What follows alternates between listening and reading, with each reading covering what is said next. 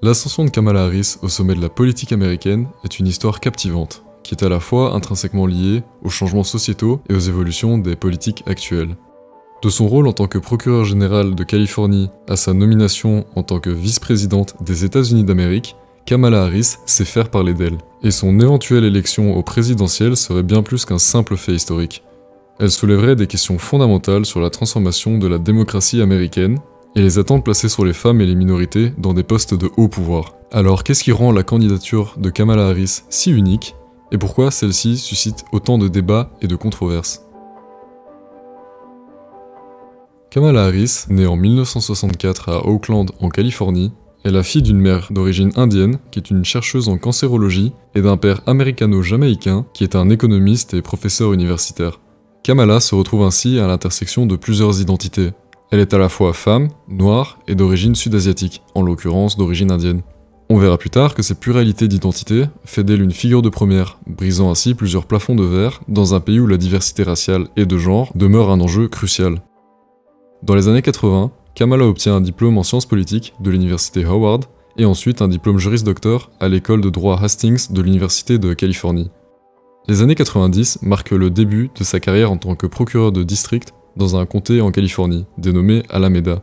Et en 2010, la carrière politique de Harris prend véritablement son envol, puisque c'est cette année-là qu'elle occupe le prestigieux poste de procureur général de Californie. Le procureur général d'État est une fonction existant au sein des 50 États et territoires américains. Cela consiste dans certains États, dont notamment la Californie, à être le dirigeant du département de la justice de l'État. Harris fut par ailleurs la première femme et la première personne de couleur à occuper ce poste. C'est alors dès ses débuts à des postes de haut pouvoir que Harris s'est trouvée à marquer l'histoire. Ensuite, en 2017, elle est devenue la deuxième femme noire à être élue sénatrice. En 2020, elle est entrée dans l'histoire, de nouveau, non seulement en tant que première femme vice-présidente, mais également en tant que première afro-américaine, et en tant que première personne d'origine sud-asiatique à occuper ce poste. Et en août 2024, après que Joe Biden ait annoncé se retirer des prochaines élections présidentielles, Harris devient la candidate démocrate à l'élection du 5 novembre 2024. Elle affrontera ainsi l'ancien président républicain Donald Trump. L'élection de Harris en tant que présidente, si elle devait se produire, prolongerait cette trajectoire exceptionnelle. Non seulement elle serait la première femme présidente des États-Unis, mais elle serait également la première personne d'origine asiatique à atteindre ce poste, représentant ainsi une minorité ethnique à hauteur d'entre 5 à 8% de la population américaine. La symbolique d'une telle élection serait immense dans un pays encore profondément divisé sur les questions d'origine, de genre et d'égalité. Toutefois, cette symbolique, si puissante soit-elle, suscite également des débats et des controverses. Bien que Harris soit vue comme une figure progressiste par une grande partie des Américains, sa carrière a également été source de critiques, en particulier pour son travail en tant que procureur général de Californie. C'est dans ce rôle que beaucoup de décisions, en matière pénale notamment, ont été scrutées avec une attention particulière. En Californie, Harris a été critiquée pour son attitude perçue comme trop sévère à l'égard des questions de répression face à la criminalité. Certains de ses accusateurs lui reprochent d'avoir défendu des politiques favorisant l'incarcération de masse, qui est un problème majeur aux États-Unis, notamment pour les communautés afro-américaines. Elle a par ailleurs soutenu des lois strictes sur la lutte contre la criminalité, y compris des positions controversées sur les condamnations à vie des récidivistes non violents. Ses critiques les plus vives sont venues du camp progressiste qui la considère comme trop centriste. Cela a soulevé des interrogations sur sa capacité à unifier un parti démocrate de plus en plus polarisé entre modérés et progressistes. Cependant, malgré ces critiques, Harris a également utilisé son poste de procureur général pour défendre des causes progressistes. Elle s'est battue pour les droits des minorités sexuelles, elle a fait des propositions pour une diminution des taxes pour la classe moyenne ainsi que pour les personnes à faible revenu, et a travaillé à la réforme de la police et de la justice. Sa capacité à naviguer entre différentes factions politiques pourrait jouer un rôle clé dans sa future carrière, mais elle soulève la question: Harris peut-elle être à la fois la figure de la réforme sociale que beaucoup espèrent, tout en maintenant une position ferme en matière de sécurité intérieure?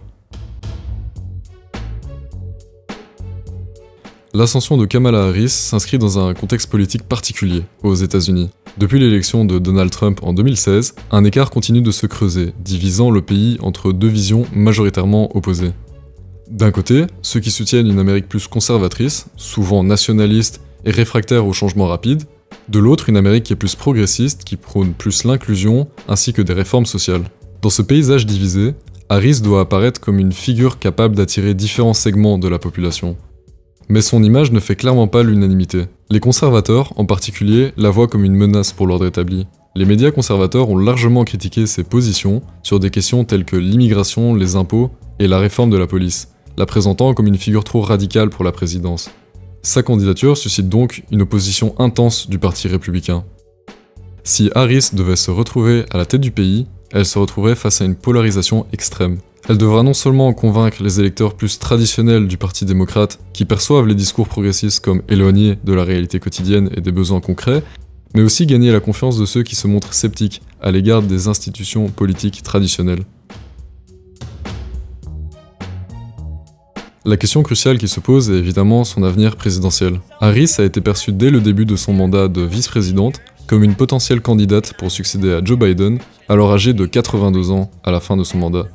Mais les chances réelles de devenir présidente pour Kamala Harris ne sont pas certaines. D'abord, son mandat de vice-présidente n'a pas été sans critique. Harris a souvent été critiquée pour ses prises de position, parfois floues, comme par exemple lorsqu'en 2020, elle soutenait un système d'assurance maladie qui serait géré par le gouvernement, dénommé Medicare for All, pour finalement quelques temps plus tard complètement mettre le projet de côté. En tant que vice-présidente, elle a été assignée à des dossiers délicats, notamment la gestion de la crise migratoire à la frontière sud des États-Unis. Ses efforts pour résoudre ce problème ont été critiqués, tant par les républicains que par certains démocrates, qui estiment qu'elle n'a pas su proposer de solutions concrètes. De plus, il y a encore de nombreuses critiques qui qualifient Harris de souvent trop élitiste et de déconnectée des préoccupations réelles de la classe moyenne. Mais l'élection de Kamala Harris en tant que présidente ne serait pas uniquement symbolique. Elle pourrait marquer un tournant décisif dans la manière dont les États-Unis abordent les questions de minorité et de justice sociale. Sur le plan international, Harris serait confrontée à des défis non négligeables. Son élection en tant que première femme noire et d'origine indienne à la présidence serait scrutée par le monde entier, et elle devrait montrer que les États-Unis peuvent incarner les valeurs démocratiques qu'ils prônent à l'étranger. Sur le plan national, Harris serait également un test pour l'avenir du Parti démocrate. Les tensions internes entre les modérés et les progressistes sont fortes, et Harris devra naviguer entre ces deux camps pour s'assurer une majorité au Congrès et mener à bien son programme. Sa capacité de réformer le système judiciaire, à apporter des solutions à la crise migratoire ou encore à gérer l'économie actuelle seront des défis qui détermineront si elle peut vraiment marquer l'histoire. Kamala Harris représente une figure politique complexe. Elle est à la fois un symbole d'espoir pour de nombreuses personnes, en particulier pour les minorités et les femmes, mais aussi une figure controversée dans certains segments de la population américaine. Si elle devenait présidente, son élection serait historique à bien des égards, mais les défis à surmonter seront tout aussi monumentaux. En tant que présidente, Harris sera confrontée à une société américaine profondément divisée, et la question demeure, pourra-t-elle rassembler un pays qui est autant polarisé ? Elle devrait s'imposer comme une leader capable de gérer des crises nationales et internationales, tout en étant sous la lumière médiatique en tant que première femme à occuper la Maison-Blanche, une position qui attirera sans cesse l'attention du public. Ses positions sur les questions de justice sociale, ses antécédents en tant que procureur général et ses actions en tant que vice-présidente continueront d'alimenter le débat. De plus, son mandat pourrait redéfinir l'image de la présidence américaine, non seulement pour ce qu'elle incarne en tant que personne, mais aussi pour les réformes qu'elle pourrait potentiellement mettre en œuvre. Mais quelle Amérique pour demain ? L'élection de Harris poserait également la question de ce que représente la présidence dans le contexte actuel. L'Amérique de demain sera-t-elle plus ouverte à la diversité et à la représentation des minorités ? Harris devra prouver qu'elle peut gouverner de manière efficace tout en gérant une pression immense liée à son identité. Son ascension marque un moment clé dans l'histoire américaine, mais le futur pourrait encore réserver bien des surprises. Quoi qu'il arrive, Kamala Harris reste une figure emblématique de cette génération, ouvrant la voie à une réflexion sur la direction que prend le pays dans les décennies à venir. Merci d'avoir regardé cette vidéo. Si celle-ci vous a plu, n'hésitez pas à liker, commenter et à vous abonner, et je vous dis à la prochaine.